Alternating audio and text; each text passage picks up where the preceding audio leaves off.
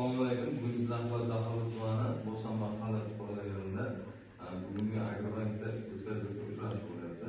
Bugun 3-may bugun bo'lgan tadbirdagi mavzular kreditlarni ajratilish bo'yicha. Hozirgi kunda yangilarni kiritamiz. Avvalgi kunda 17 million so'm plastik tarafdan sug'urta asosida plastikka 50 million so'm bo'yicha taxminga asos tushadigan bo'lsa, hozirgi kunda yo'q.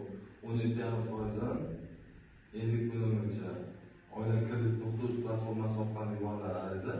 Hokim yordamchisi tavsiyalarni bosilgandan keyin ta'minlash shartnoma imzolangandan keyin integratsiya o'tsa 50 million so'm pul mablag'ni plastikda yoki berishdan tushadi. Muddati o'sha 5 yil. Agar talabalar bo'lsa ham ariza yuborsa bo'ladi, ariza o'tadi. Faqatgina o'z-o'zini band qilgan bo'lish kerak, ba'zida ko'rilgan bo'lish kerak. 412 to'lov bor, to'lov qilinadi. 50 million so'mgacha shu asosida tushadi. 20 million so'mgacha naqd ko'rinishda tushadi. Faqatgina elektron pul birlamchisi kerak bo'ladi.